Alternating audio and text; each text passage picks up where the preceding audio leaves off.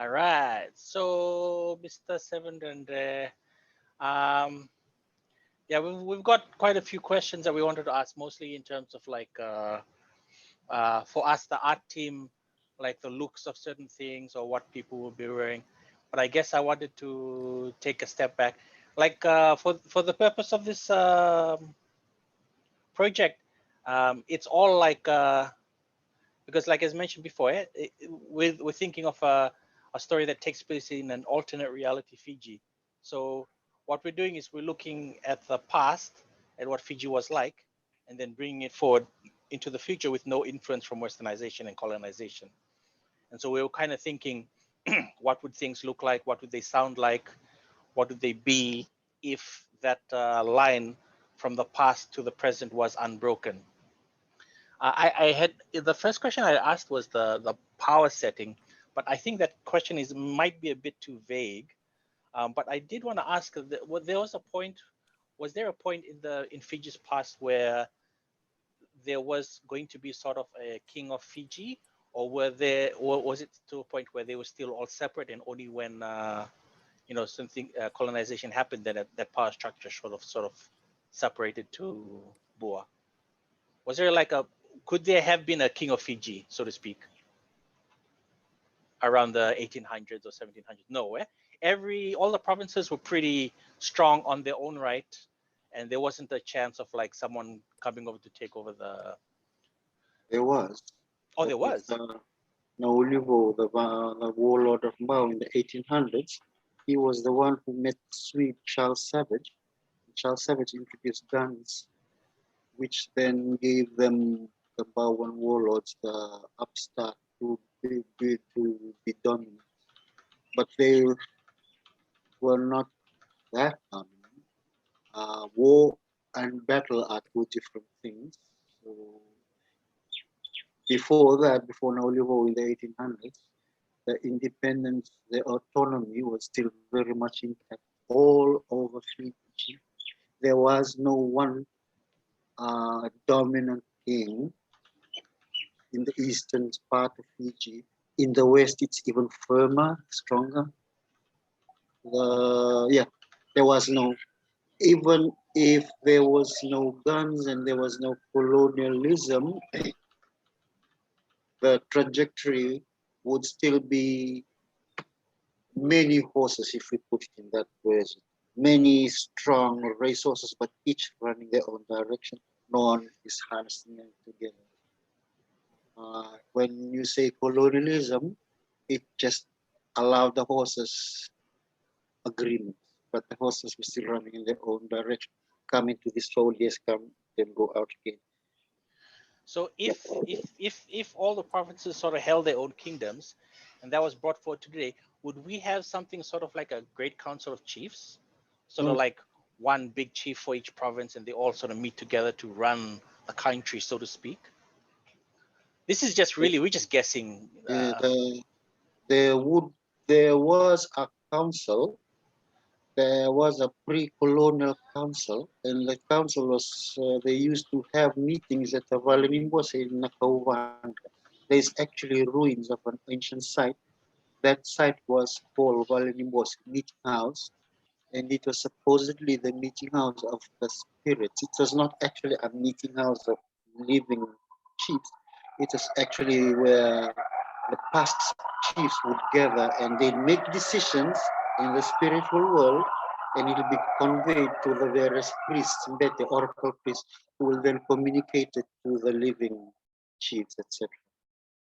And So these yes, there chiefs was. were the big boss chiefs. The It was not the big boss. Nakauvanra had its own was a club, if you may. There was also another club in Nithombothombo in Bua. There's also another club down at the bottom of the ocean where Musturigi is, Punivi live. There were different clubs of chiefs, and that's not to mention the Western ones. They had when I say clubs, the clubs is derived from the stories of mythology. Where do chiefs go when they die? So they go back to their point of origin. So Balawirik is one club, Nithombothombo is another club, In the Kawandra, that's called the Berata East Vitilevu Club. And Murotopula is a different club on its own. There's another club under the water in Mumoturiki. It's older than the Kawandra. So those are the clubs. So each chief goes to where their own clubs. So yeah, I see a sort of picture of like different provinces would have their own heads and they're sort of like, but like in the past, sort of like even though they all had their own strongholds, they wouldn't really bother trying to attack other provinces as a whole because everyone seemed to have their own resources and were perfectly fine, so to speak. Yeah, I remember our discussion a while back. Most of the time, warfare was over like smaller things, not so much resources. Yeah, the only one who's well known for aggressive / offensive war was the Mbawan warlord. Everyone else, they were not wars, they were ambushes, skirmishes. For example, if a woman was run away with, eloped, they would just revenge, etc. Yeah, there was no, let's go to war, let's fight because we like it. Yeah, It was yeah. because of just Naulibo. It started from Naulibo, 1800, the Mbawan warlord. So that's really interesting. Like, if we were just drawing parallels from olden times and bringing it to the front, there wouldn't be one person ruling Fiji. It would be just like more of like a council, so to speak. That's sort of. I'm not sure if this would be reflected in the short film, but that's sort of like it helps with just storytelling or with because initially I had in my mind one person who would be like the PM who has his own special at the ceremony would have his own special like tent or the tin shack, you put to the side and just the special dignitaries, and he'd be the one person. But with this sort of setup, it'd actually be a group of them, a council of them, so to speak. We could almost go with the thing like the per province or per like certain groups of thing.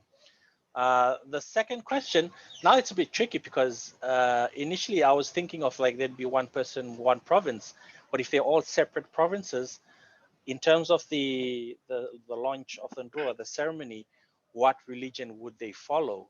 So now that we know that each province would be doing its own thing, I wonder if instead of one main religion for the whole of Fiji, I think this is me just drawing parallels. You can say anything.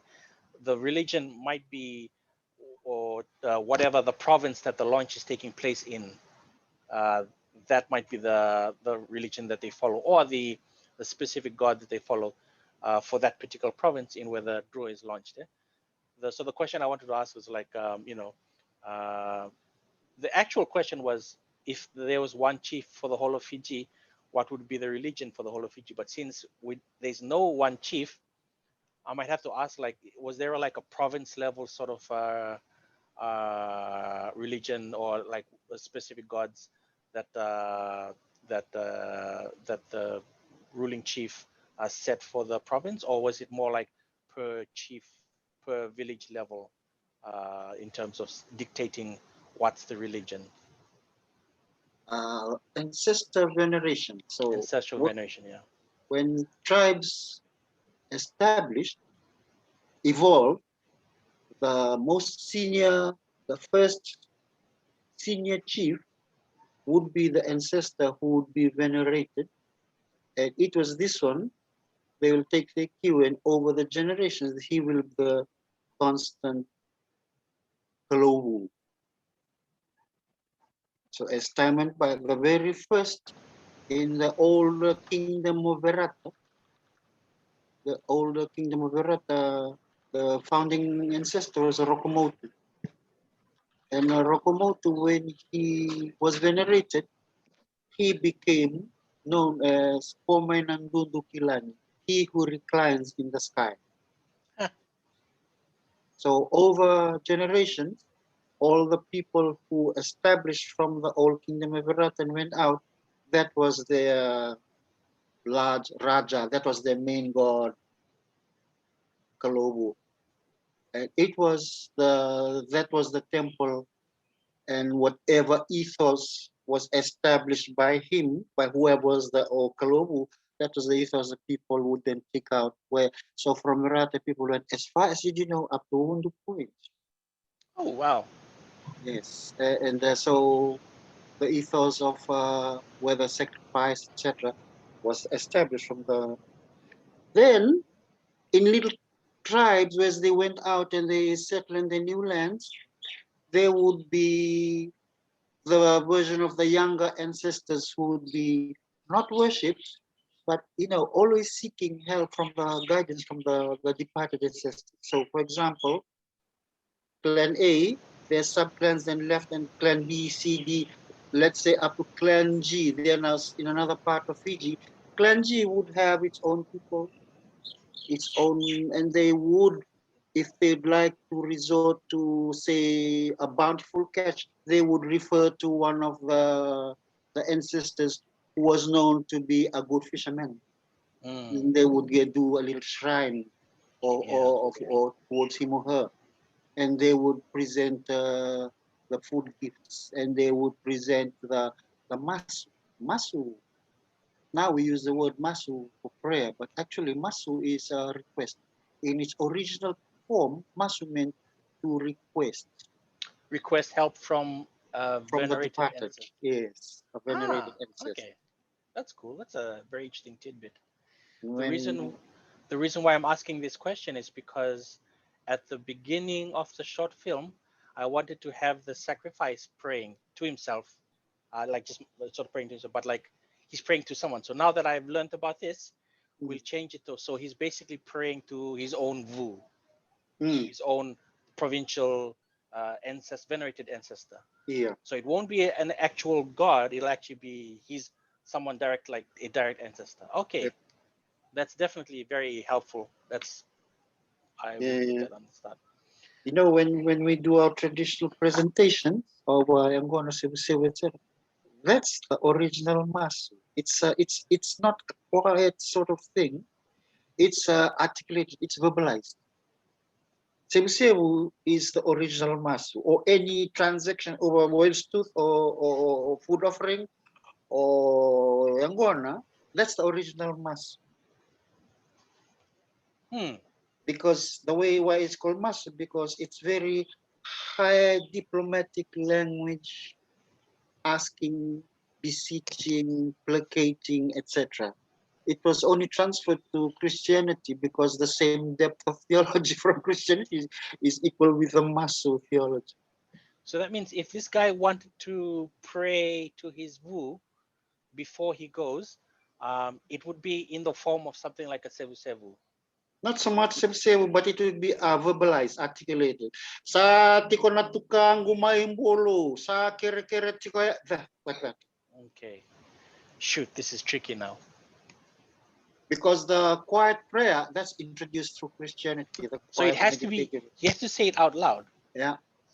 Oh, wow. Okay. The other option is the Bakanranikau. They articulated, but in silence, in isolation. They actually did not loudly articulate.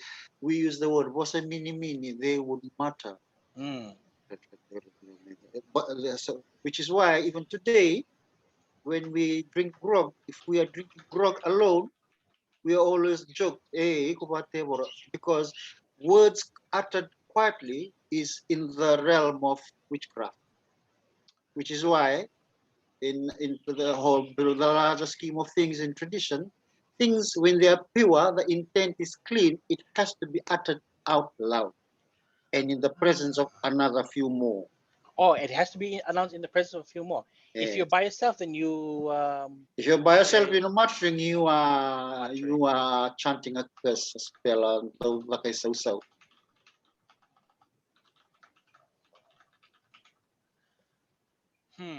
Okay, so I initially had the guy like, so I think I can tweak it so that he's muttering, but definitely there'll be subtitles there, and he'd be asking for guidance from the Wu as he's about to take his last walk. This is tricky. This is tricky only because I don't know anything about how to write this. Is there like something that I can sort of borrow or copy in terms of like what how he would say his prayer. Yeah, we have this. What the Sevens team do? They do ambole, copying the Maori haka. Yeah. That is the way they used to do. It's a proclamation. It's an acclamation before they go to war to die. So the idea is you proclaim it out loud. So because in the olden days, death was not seen as black and dark. It was a place. That's how the Norse. I'm proud to go to Valhalla. I'll fight and I'll proclaim. So we were no different. Yeah, because now I have to adjust my thinking because because initially when it starts out very close to the way it starts out very close to the person, and so we as the audience are very we are aware of what he's thinking. So I wanted it to be a quiet moment, but now we might have to flip it so that he has to be a sort of like announce it. He could be in another place where he announces and then comes later and then he mutters it over here. Or is it possible we have is it possible we have someone else announce for him and he just at the beginning so that he remains quiet, or does he have to do the announcement or the prayer thingy? Because I'm kind of hoping that the very opening moment it's to be quiet, to sort of, I don't want to start it out loud, and I want to start it quiet and then slowly build up to the noisy parts. So I'm looking for a way. Millie, because you were, there wasn't a chief, there wasn't one chief who, sorry, Simione Bula. There wasn't one chief in Fiji's history, but this isn't Fiji. This is a parallel universe. So maybe there was somebody who conquered. I mean, we could, because I mean, it's good that we take all the facts from Simi, but also you have that license to adjust it to your narrative, which also stops people from biting us, coming back and saying, "Hey, this is this is incorrect. This is false. This is not how things were done." I think you're running along the touchline, but I think if you step over, you can just remind people, no, this isn't a real historical scenario. This is just a story. Yeah, so you're right. I think I'm because I really love learning about all these tidbits about old Fiji that I think I'm starting to stick to it too closely. I would like, however, to have him.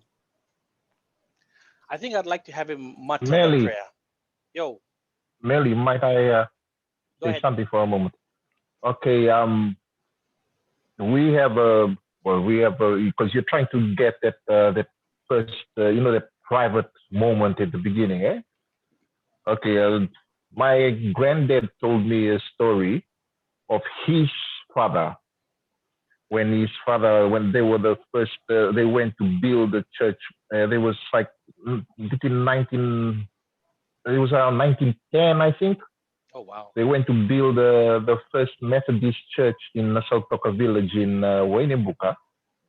And so after they built the church, on the day that the opening for the church, then the mbete from that village came in and he spoke in the church, and he said that when the people of Vungale are going to leave, my great grandfather will remain behind as a kadikadi nizangi, which is Mr. Sevudredre, is that like a mematika, maybe as a sacrifice to their traditional to their kalovu or something. So what happened was, when they went back to the Ivili, to their mbure where they're lodging, So what he did was he asked my grandmother to Losene Angona. So it was just two of them sitting down, just the two of them, just my great-grandfather and my great-grandmother. The two of them sat down and mixed the cover, and he called to the Ingalena Kurukuru, where our VU is known to reside. That way he called for assistance because he said he didn't want to die there. He wanted to live. He wanted to have a family and all. So that was when assistance came. So going back to him. So maybe if you can't, have that one person privacy, or maybe you could just have just him and his wife sitting down at that very moment at the beginning. That was just my suggestion. Yeah. Okay. I will. Yeah. Those are some good suggestions. Yes, and you also, because this is a work of art, it's not a documentary Yeah. where you're Yeah. obligated to be as factual and as accurate as possible. Yeah. Okay. I like the whole. Yeah. So I'll fall back to the. I like the quiet moment just before everything gets noisy. So I'll definitely take notes about the one praying to the Masuva Mini Mini or something. Mini Mini. What's a mini mini? Wasa Mini Mini. I like that idea. I'll probably come back to you later on notes. There's two things that I have to write that I'm actually not really well versed to write. And the first one is this prayer, and the second one is actually no. I think when the sacrifice is walking up to the preacher is more talking in general terms. I wanted for the sake of the story, I wanted the pastor to be describing the act of the sacrifice, thanking the sacrifices for doing what they're doing because it's for the betterment of the greater good, for the greater Fiji. Yeah, so no, sorry, disregard what I'm saying. I was wanting him to have like a sort of religious meaning for the preacher, but I think I'm going to tweak it so that he's actually explaining what the whole ceremony about, so that viewers know what they're watching, because this is the midpoint of the short film. So like from the start to the middle, it's like this slow setup, and there'll be a lot of questions. Hopefully by the time you reach the pastor, then as he's sort of like preaching, that'll be the explanation of what everything is about. Speaking of preaching, Knox wanted to ask if whatever the pastor Tal is preaching about, if you could preach it in a fancy dialect, and Knox suggested Ra dialect. What do you think, Mr. Sevudredre? Any dialect would do. Any dialect, yeah? Okay. Knox, so you familiar with the Ran dialect, or would Mr. Sevudredre have to tweak the script, or could you, if I give you the script, you could translate it into Ran dialect? I could. Yeah, I could. There are a lot of similarities in between the Rai and the Wainimbuka dialect, where my father's Vasuto Wainimbuka, Apa Wainimbuka. So there's a lot of more similarity, but the only thing is so the T's are taken out. But apart from that, a lot of also similarities. What I can do is I could do it, and then we pass it by Simi, so Simi can proofread it to make sure it's correct. Otherwise, you'll go, hey, what So what I'll do, I'll write the two. But Mr. Sevudredre, later on, I'll come back to you, because the prayer at the beginning, I feel it should be important. It's important because it sort of sets the mood. So I'll have to have a separate chat with you, just what I can base it off on, or what I can borrow from, just to put together something that'll set the mood, and also write the script of what the Tal is saying. So midway through, and then I can send it to Knox, and Knox can do the whole thing. Okay, that's the religion part, which is learning so much. Speaking of learning so much, Mr. Sevudredre, the website Digital Pacific. Do you know the website Digital Pacific? It's sort of like a library where it collects all the digital Pacific knowledge and puts it on the website. It sort of serves as a directory. So if you're searching for anything cultural from any Pacific island country, if they have a link to that particular information, they'll put your website on. So our show Fiji BC is on the Digital Pacific website. Yeah, so now if anyone goes to the website and searches up pre-contact Fiji, Fiji BC will show up. There's been a lot of really having fun seeing a lot of interest in the show. There's been like over time there's been a lot of comments trickling in about a lot of people asking for when's the next season. So after we finish this project, I definitely love to come back and to revisit that show in the next some sort of form later on. Sorry, I got distracted. Okay, the next would be actually before we go on, Mr. Sevudredre, I'll show you some of the designs that we've done that Tui and I have done on the priest design.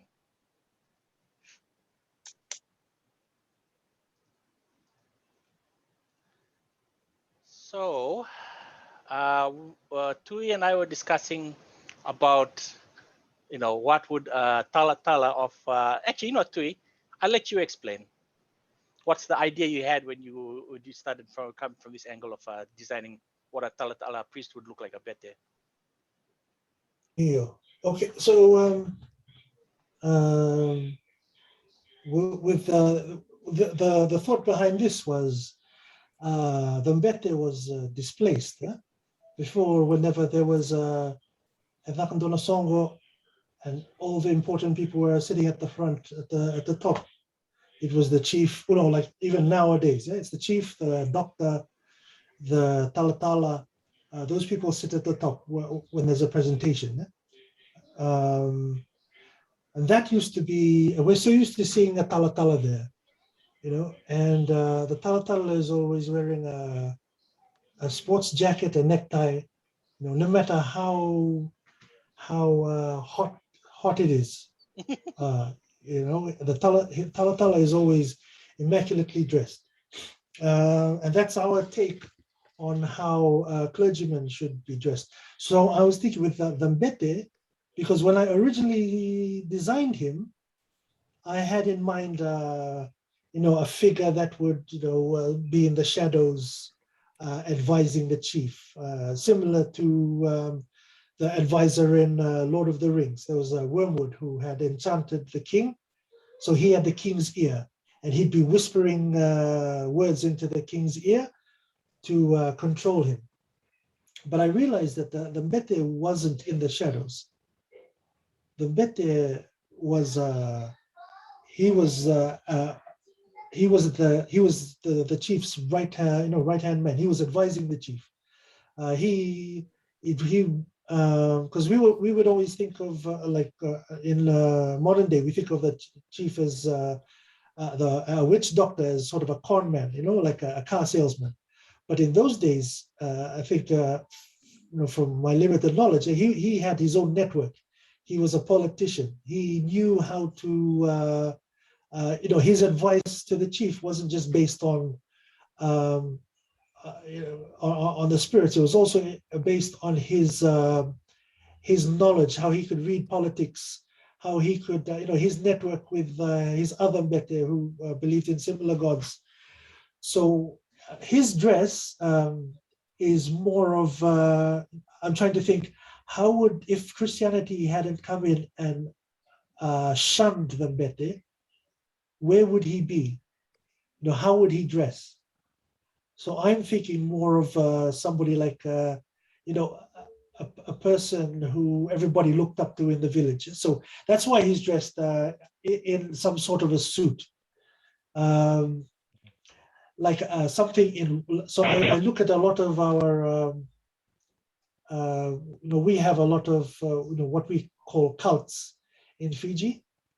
And normally it has, it has Christian background, but there are also elements of our traditional beliefs in there. So I was trying to bring that. How would he? I'm trying to imagine what he would look like. So it would be a bit of, because people are holding smartphones and all that, there would be some influence from how they would see other holy men, how they would dress. From the other And it was, religions around the world. They're the big, yeah. other big religions around the world. Yeah. Yeah, so I was looking at the Byzantine priests, those big robes that they would wear. How would he set himself? Because it's not just about his clothes; it's how he carries himself. Because when he would be very dramatic with. I mean, this is just my how I'm trying to picture him move. He would be very dramatic. He would be very poised, with how he would present himself. Like when they do a sewu, they don't just hold a whale's tooth anyhow. You stand in such a way to present yourself.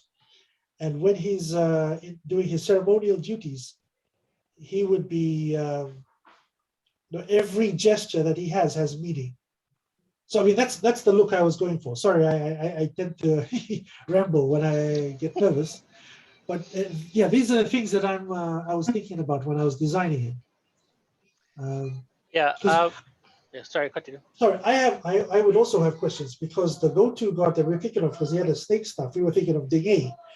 And I was trying to wonder what was the mood. I mean, what kind of person was Dingay? Is he bloodthirsty? Well, actually, I chose the snake head because it was less of one particular god and more of the snake was the representation of sorry, what is it, Mr. Sevudredre? Like being smart and being clever, and it's not so much like one particular deity because I didn't want one deity because as mentioned, there's lots of different rules and all. But Mr. Sevudredre, your thoughts? What do you think of the designs? Especially if you could speak to what betters would traditionally wear. Not so much the clothing, but would they have certain things? Topless was the way to go. To be topless. Huh? When the first Christian missionaries arrived in 1835, William Cross and David Cargill, they introduced the attire of the Talatalas today because the Christianity version brought by them was modeled against the sense of dress during the Victorian era. The whole really cover up kind of thing. Yes, that was the conservative dress.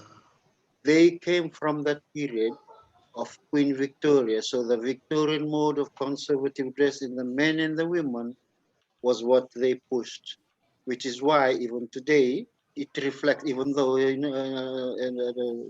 was right, the weather can be damn hot, but because it is part of the tradition that was handed down, it is worn without any question, without any qualms, but it is actually the dress code.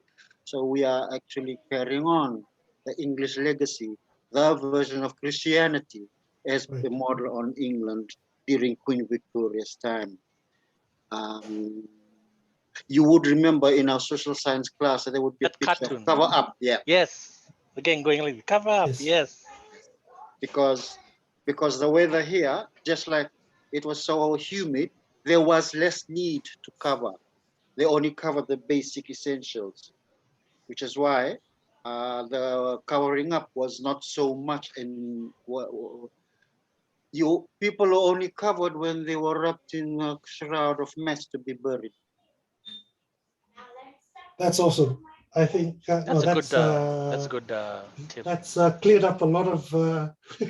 So I've done sort of like two versions here on the left of the screen, where it's bare-chested, sort of one way wraps around the stomach, and one where the mask is sort of draped around the chest, as variations of what could be Mbete. So I guess we'll definitely take that under. And that's the second question I wanted to ask you. I've seen pictures of hair wraps. Yeah, we call ivau. To have it was only a sign of seniority. When a high chief was present and his high priest was present, the high priest held his own. So the Ivovo was actually an outward sign of who was the top cat. So only the Okay. chief would wear it? The chief would wear it and nobody else would wear it, but the high priest Tambete would also wear it to show my dimension is different. I also hold my own, and I Oh, can wow. that I outrank you. I'm same rank as you. Or Okay, even so that's higher. another good tip. So in terms of like looking very different from other people, the head wrap would definitely signal that Awesome. this gang are a separate breed from the normal people, so to speak. Put it in a different way. When there would be different ranks of chiefs, when the high chief would be in their presence, everybody remove their vow. Oh, wow. But Okay. not Tambete. The high chief will have to defer to Tambete because he was the spokesperson. He was the one who opened the gates and the doors into the spirit realm. Because everything, when you, I noted when you're speaking, you use the word religion, but in fact, there was no religion. Religion brings with it ideas, notions of form, structure, and hierarchy. There was Yes. more, no religion, there was more spirituality. So this is a man who represented the spiritual, the unseen. So, which explains why in the old order of things, the Mbete's house foundation was higher than a chief's, and his Wow. house roof Closer would to the sky. out Tall roof, eh? outrank the chief, Yeah. the high chief, because that was so much. There was so much placed on him. So you feel free to using that idea and then to use it to clothe them with Yeah, I do like the idea of the Naivavo. So over. that definitely, yeah, there's definitely something to you that we can incorporate into Yeah. our design. So he was a man of power, the Mbete. Yes, yes. So so because the other thing is, because I was wondering about, because without Taltalas nowadays, the best food goes to them. So a lot of them are overweight. They're not in they're not in the They're not best in the shape. best shape. So Would this the priest also way be fat? no, I'm actually thinking that this guy, when you look at him, you can tell he's a powerful, he's a powerful person. Yeah. Mainly, there was no fatness in those days because the food Yeah. was healthy. Stocky, No Well taxes. built, well 7 built, feet, well built muscle. There was no, there was no oh, NCD. there was no city because everything was organic. That's a good thing. Good note. Although we could also, if you want to be, think outside the box, could also have the influence of the Western food starting to creep in to this country because we have the technology in this country. We have infrastructure. So there's also the possibility that the McDonald's is still there. So I think they might be well built and stocky back then, but in this day there might be the slow influence of unhealthy food. They might have a Netflix account and they watch Netflix in the evenings. Okay, but there's a really good information, Mr. Sevudredre. That kind of answers my other question because I wanted to have, because I was looking through the designs of for the captain, the boat captain and row captain, and I was wondering if he would have a head wrap because in the U.S. Army and the British Army, I'm not sure, but they have a new regulation where the Sikhs and the Muslims can wear head wraps, and so they actually have a special turban for the military that goes with the uniform. And I wonder if that would apply to this Navy. But you're saying that in terms of seniority, only the chiefs and the mbetes would have access to the head wraps? The captain would be a prince, so he won't have a head wrap. That the length of his malo, the length would be long at the back. That was the rank of the other roles. The hair, like how they grow it like back like this? No, the loincloth, malo. Loincloth, okay. The rank of the ones who see the captain of the right-hand man in war, he won't wear the head wrap, but the malo, the loincloth. The front would come between the knees, but the one at the back would be longer, would be trailing on the ground. That's the ranking of a captain of right-hand man or Tamatani Valu. That's how. So that's how they distinguish the head rep for only the one on land. The other ranks, The long. the long malo. They Hmm. call it tiniara. It would be bound and then iara trailing on the ground, like what they do.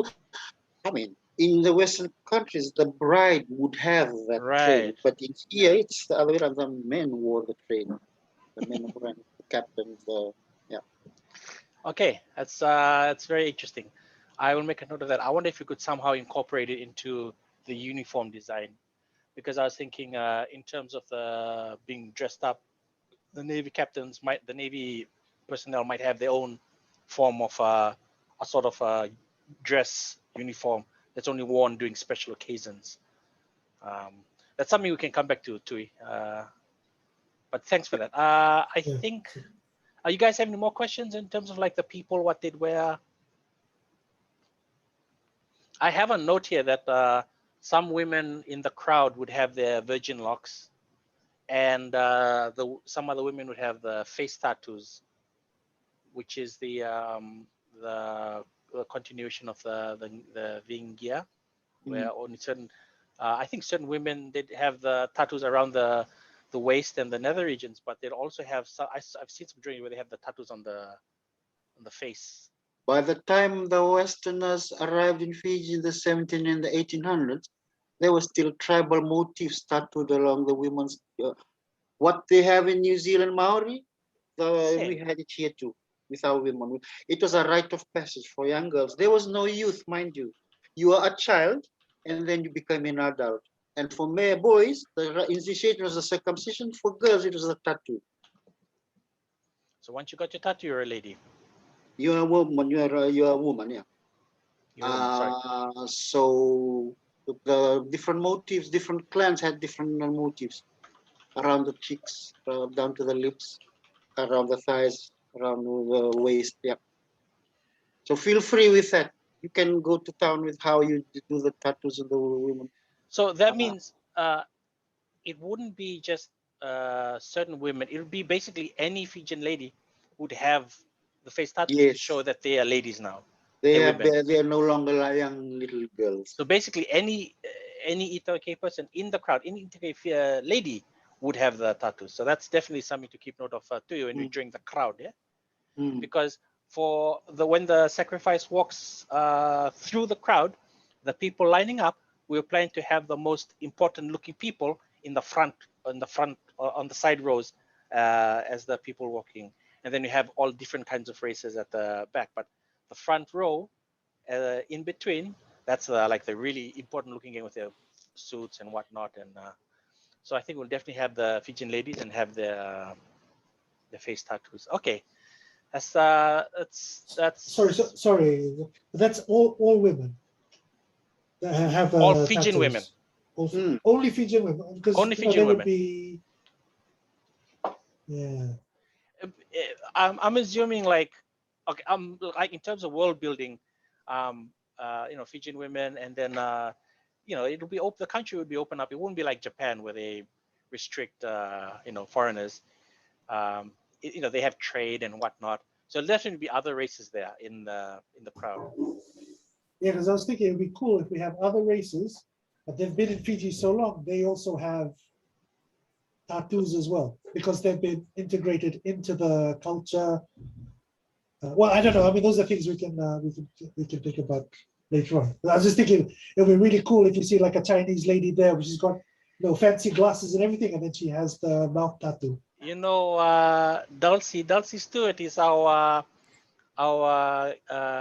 Kickstarter reward, Kickstarter backer. She paid the most for this thing, and she has she'll have herself painted into the film. So she'd be fascinating as a person. There's a shot of a close-up of a lady, and she'd be cool if she was that person because she looks mixed.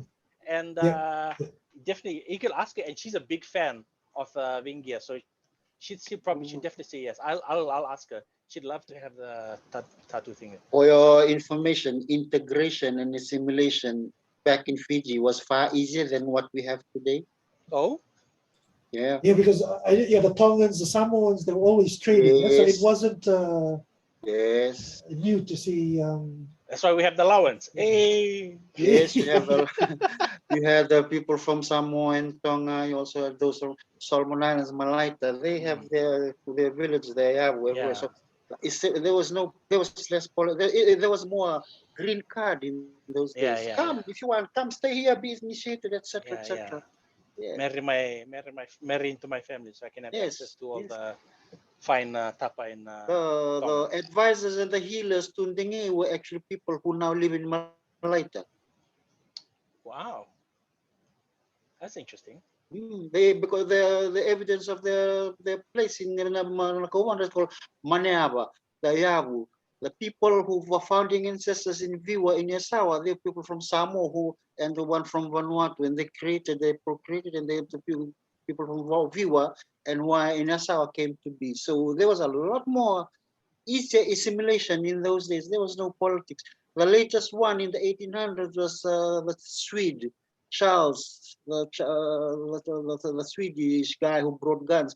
He was given the name Koroi Nobunibalo. He was given a local name.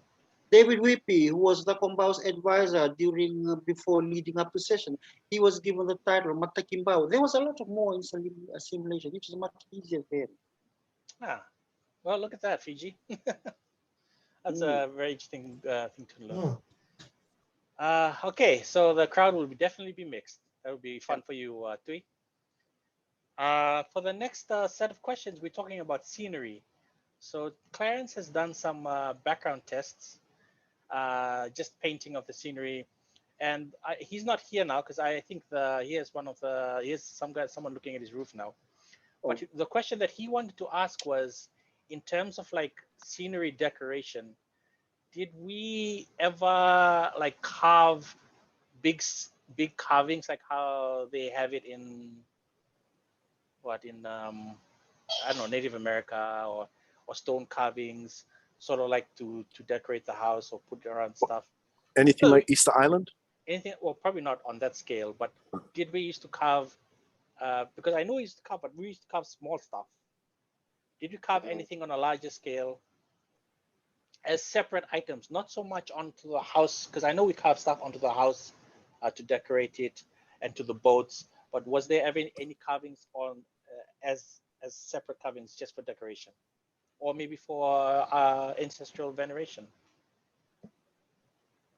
There were shrines made of stone, altars, stone arrangement, not carvings, but something like how you would see the Chinese philosophy or Japanese, a creative arrangement of stones. Those were the shrines, yes. Oh. In the sacred old spaces, the Sautambue, the old sites. That was there was also totems. Remember, you know how the First Nations they had totems carved onto. We had our version of totems. It was not just an intangible thing. It was also mirrored in either stone or trees. So you have a lot of freedom to innovate around that area. The idea of totems existed, but you go ahead and be more creative in how you bring that, realize that. So you can see that Clarence has done some sort of goofing around, but that definitely could serve as an inspiration for that idea of having sacred spaces and sacred rocks and whatnot. Okay, Clarence would be very happy to learn that. Michael, do you have any questions about the surrounding and stuff?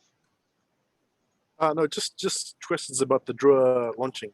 Okay, yeah. So that sort of covers the questions for.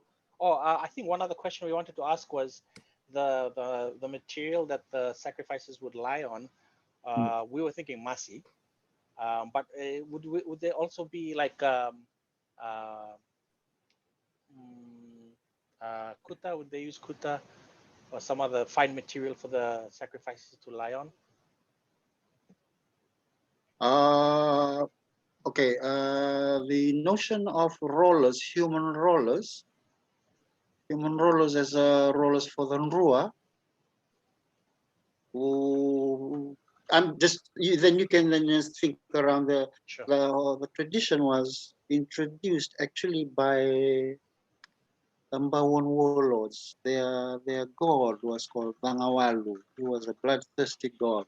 So when I say Ambawan warlords, these were the first Ambawan warlords who started from mainland Vitilevu. Their first warlord was whatever was called Nelekau Patibuaka, some name like that. So their god and whom they had their shrine built was called Vangawalu. Vanga, this was span from the little finger to the thumb. So Oh, he right, was the a measurement. large-headed Yeah. god, and he needed to be. He was always a bloodthirst. So anything that has to be done needed to be aligned to his head-to-head blood sacrifice. So it was a Mbawan thing to launch and have human roles. Other places, the original, the old master canoe craftsmen, or the people who now live in Nukutumbureo, there was no rollers for them.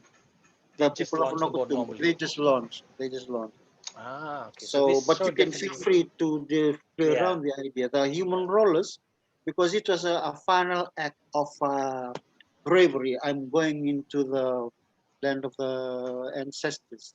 So it was not a touchy, sensitive thing. It was a sender. It was a warrior sender. There was less pampering, like you think of maths, and it was the old way. It was a send off. It was sometimes they also brought in people from who were ambushed from elsewhere to become the rollers. Usually, it was the people who were captured from war to Yeah. become the rollers for the rule to launch and roll. So would any of them be unwilling? They would be. They would, because they were captured in war. That was the final. There was the question of not unwilling or they already captured. And whether they were alive or dead is another matter. I see you're bringing they're alive, and it would add on to the drama. But the blood is the main thing. The sacrifice. Roll them onto human rollers and launch the boat. Ah, okay. Launch So the boat. Michael has done some 3D renders of the Oh. scenery. Michael, you want to explain this part? Yeah. Another question: when they did a sacrifice, say the biggest one for a drawer, how many sacrifices would that be? You can innovate. Remember, the canoe is built on land. Yeah. So from the land to the beach, Could they be have short, to could be continue long. rolling. They have to line up. So push, and then the rollers, they just squash all these people. So there has to be I creative. think I went a bit overboard. I made the slipway about 300 meters, and then I just kept placing men down until it reached almost the sea.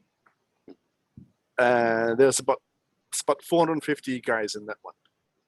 Yeah, something that's great. That's the creative part, because really, all we have are missionary accounts and old accounts that they had human rollers. No one counted, but you are innovating in between the cracks. You're bringing it more alive.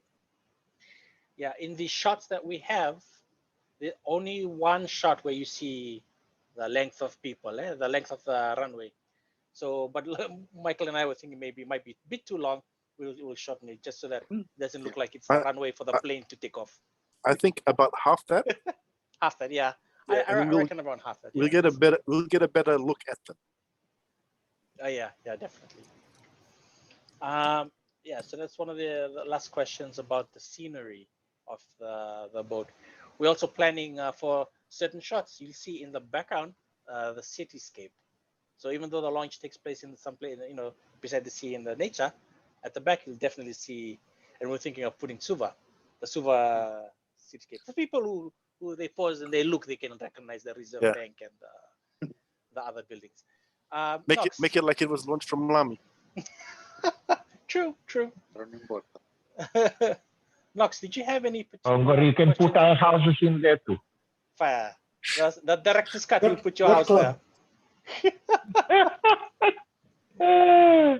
Nox, did you have any questions? No, what I was wanting to ask, in terms of by the way, thank you very much for the Lali bit that you sent. That was very informative, and so that's what I've been working on today. And now that you said that part of the people that were all used as rollers were also the mokolas, eh? So that means that I could also integrate that lalini mokola. You know, I could also integrate that into the thing. So that's good. Okay, what I wanted to ask was with the voodoo, with the voodoo, do you guys have any records or recordings of like do you have the record of like the oldest collection of voodoo or the most weirdest collection of voodoo? Like Weirdest. that wouldn't go like, yeah, in terms of the in terms of intonation, in terms of the chanting and all, eh? Like would they like something that would be different to the way the chanting is now? Because now you have other people who, this younger generation who there's some people amongst us who call themselves Dani Voodoo, but you hear their voodoo, it's slightly different to the older ones that we heard growing up, like the old Mekewesis or even before that. So do you have any material recorded of some of the older stuff that I could just listen to and perhaps and use just as a reference? Yeah. And see if we can integrate that somewhere. I can email them for this. Oh, Isa, really appreciate that. Yeah, I was talking with in yesterday's call. I was talking with Dave and Knox, and we were talking about how the beats are for specific purposes. But you said that we can like remix to however we want. And I said it would be interesting if we took the call for the Mbakola and the call for to come to the village to be converted to Christianity, and we sort of merged them. So it's sort of like a call, but like a call not so much to convert to Christianity, but more of a religious call. And then you have the witnessing of something that there's going to be a sacrifice or something bloody. So they'll make for an interesting thing. The thing is, like in the grand scheme of things, if anyone just watches the film, they won't know that. But I think for us artists, it's something that when we learn about the actual significance, we'll put it there and we'll know the significance of that particular. And of course, at the end of all of this, I actually want to we'll have at the launch, we'll have the launch of the short film. We'll have a Q&A. So we'll do this thing. We'll have all the crew, and people can after they watch the short film, they can ask us questions. So there'll definitely be an avenue for you, Knox, to talk about your music process and the stuff that you got. Did you know? When you were talking, I was thinking I went on a tangent. Movie Moana. When they featured Maui is understood as Ravo Nimburutupula. He was a prince from the old Pulo to Mburotu where Matuku is. And his father was the one who left Fiji and went to Samoa and became High Chief of Samoa. So the mother stayed behind, and because of the myth, she became the mother who stayed behind in Mburotu, became known as Sikuleo, the goddess around the world. But Maui was the one understood as Ravu Nimburutupula. But now, so how it is now creatively told and retold, I'm seeing a similar path in this Soli Bula. We're basing on history and then we are retelling and reimagining. And that's because you can never go wrong because you have a whole centuries to draw from and then reproduce and recreate in terms of sound, in terms of visual, in terms of narrative. Like you said, people don't know, but people will be inspired because it's not a documentary. We are drawing. It's like what Professor Howe said. You drawing from the traditional, the rich reservoir of this myths and sound, etc. And you will recreate it. That's the beauty of this Soli Bula project. All right, thank you very much for that. You guys, you got any more questions?